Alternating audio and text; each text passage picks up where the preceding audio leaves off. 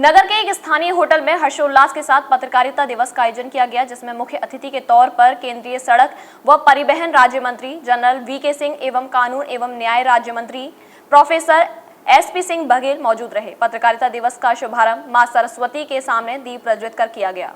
वक्ताओं ने वर्तमान समाज में पत्रकारिता की चुनौतियों को लेकर चर्चा की तथा सभी ने अपने अपने सुझाव दिए।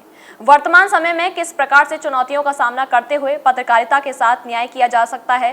वहीं इस कार्यक्रम में अतिथि के तौर पर आए प्रोफेसर एसपी सिंह बघेल ने बड़ी ही बारीकी से पत्रकारों के हितों की बात कही और कहा कि पत्रकार समाज का आईना है, लेकिन पत्रकार को अपने लिए और अपने समाज के लिए कुछ न कुछ अवश्य करना चाहिए। उन्होंने कहा कि वर्तमान में पत्रकारिता बुरे दौर से भले ही गुजर रही हो और संघर्ष कर रही हो, लेकिन इसके बीच का रास्ता निकालना पड़ेगा।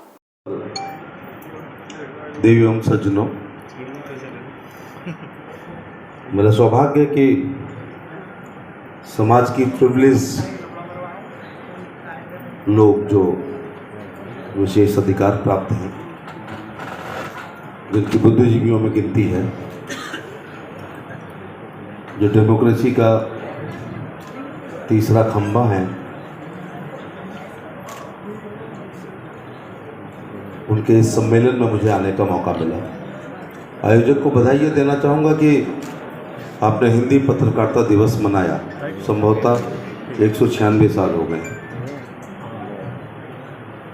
मैं इस अवसर पर उदयन मार्तन के आदरणीय शुक्ल जी के चरणों में प्रणाम करना चाहूँगा कि गजब के हिम्मत, आज के समय ऐसी कोई हिम्मत करे,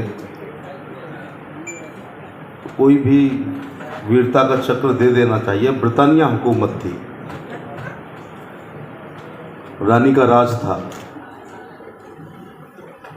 हम रियाया थे, उनके हाथ में कोड़े थे। Dogs and Indians are not allowed on mall road, dogs and Indians are not allowed in Agra club Agra. उस जमाने में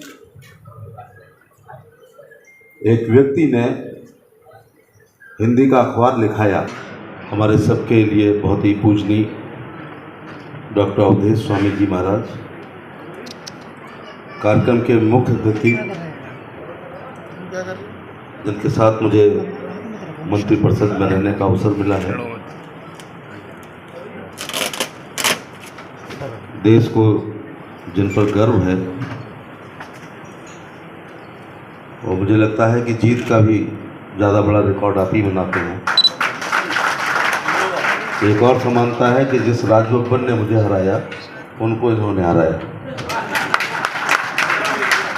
जनरल वीके सिंह साहब, कुछ साल पहले जब प्राइमरी स्कूल आया है तो उस ज़माने में क्या हाल होगा। संभवतः बंगाल से निकला तो हिंदी भाषी और भी कम होंगे। फिर भी उस जज्बे को सलाम कि उन्होंने अखबार निकाला, और आपका धन्यवाद कि आपने उनको याद किया। जो जात, वर्ग, क्षेत्र, धर्म, राष्ट्र अपने पुरखों का सम्मान नहीं करता, वो कभी। Agarwal dental cosmetic clinic cosmetic उपचार के लिए अब आपको मथुरा से बाहर नहीं जाना पड़ेगा। अग्रवाल कॉस्मेटिक क्लिनिक में लेजर द्वारा चेहरे व शरीर के अनचाहे बालों का इलाज, चेहरे व दाग धब्बे का इलाज, मुहासे व मुहासों के कारण गांठ गड्ढे का इलाज और मुरझाए हुए चेहरे पर चमक लाने का इलाज किया जाता है। टैटू, काले निशान एवं जन्मजात निशानों को हटाना, काले होठों का इलाज आधुनिक तकनीकी से किया जाता है। सौंदर्य समस्याओं का इलाज एवं सर्जरी की सुविधा उपलब्ध है। डॉक्टर अंकित अग्रवाल और डॉक्टर संगीता शर्मा की देखरेख में skin pathology, biopsy, allergy testing और बालों के ट्रांसप्लांट की सुविधा उपलब्ध है। Agarwal dental and cosmetic clinic, Patiram Shiv मंदिर के सामने, सौख रोड, मथुरा। आगे नहीं बढ़ सकता, और पुरखे भी ऐसे हों। उनके सामने एक अखबार निकाला तो अखबार, उसका नाम उदयन मार्तन था, उसका नाम चमचा या भाड़ नहीं था। नोटिस आए होंगे, बिजली कटी होगी, अगर बिजली होगी तो प्रेस में कोई ना कोई 12-13 इंस्पेक्टर घुसे होंगे, बंद करना था। वहीं दूसरी ओर विशिष्ट अतिथि जनरल वीके सिंह ने कहा कि वर्तमान समय में पत्रकारिता का स्वरूप बदलता जा रहा है। पत्रकारिता प्रिंट से डिजिटल की ओर आ रही है और अब डिजिटल प्रिंट का प्रयोग कर रहे हैं। ऐसे में पत्रकारिता अब बड़े स्तर पर पहुंच चुकी है और उसका विस्तार बहुत बड़ा हो चुका है। लेकिन हमें खबरों की वास्तविकता और भरोसा जीतने की आवश्यकता है। बदलता है, समाज के मापदंड बदलते हैं, जैसे जैसे प्रगति होती है, जैसे जैसे टेक्नोलॉजी आती है, काफ़ी चीज़ें अपने आप बदल जाती हैं। आज टेक्नोलॉजी के कारण कम लोग कागज़ का अखबार पढ़ते हैं, ज़्यादातर लोग डिजिटल पढ़ते हैं। उससे क्या पत्रकारिता पर प्रभाव आया है? मेरा मानना आया है, और आप भी इसको सोच विचार करके देखिएगा। जैसे जैसे डिजिटल मीडिया ज़्यादा बढ़ेगा, जैसे जैसे चीज़ें आप उस हिसाब से डालेंगे कि लोग बाग आसानी से जब अपना स्मार्टफोन खोलें, उस पर पढ़ लें, तो बदलाव आएगा।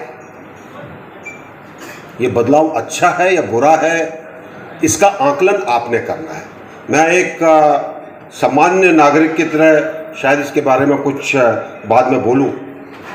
पहली चीज़ ये मानकर चलिए कि मीडिया, चाहे प्रिंट मीडिया हो चाहे इलेक्ट्रॉनिक मीडिया हो, अगर उसको कहा जाए कि एक बहुत पावरफुल इन्फ्लुएंसर है, बहुत प्रभावशाली है। और इसका एक उदाहरण मैं आपको देना चाहूँगा न्यूयॉर्क टाइम से। न्यूयॉर्क टाइम शुरू से एक ऐसे सांचे के अंदर है कि वो लोगों की सोच बदलने का काम करता है। एक समय उसने एक अभियान चलाया कि जो स्वास्तिका टाइप का जो कि जर्मन यूनिफॉर्म्स के ऊपर होता था, वो हिंदू स्वास्तिका था नहीं, लेकिन उन्होंने, आप बिल्कुल अच्छी सोच रखते हैं, आप समाज के लिए लड़ना चाहते हैं, लेकिन अगर वो मालिक नहीं लड़ना चाहता तो आपको दरवाज़ा दिखा देगा कि आप ऐसा करिए, किसी और जगह पर जाइए। तो ये एक चीज़ है जो कि समझने की ज़रूरत है। और लिखित अखबार जो है, जिसको आजकल लोग आप कम पढ़ते हैं, उसका प्रभाव ज़्यादा होता है। जो दूसरा मीडिया है वो उनके ऊपर प्रभाव ज़्यादा डालता है, जिनको 4-5 चीज़ें देखनी है, उसके बाद भूल जाना।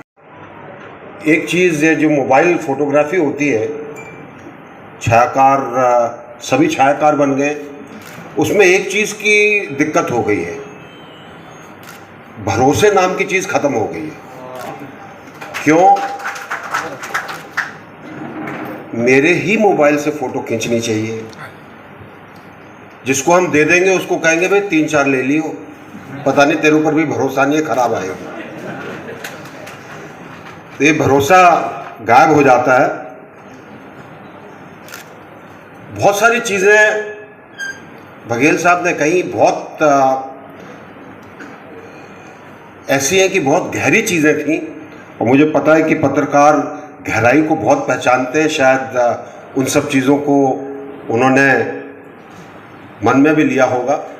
मैं 2-4 बातें ज़रूर कहना चाहूँगा।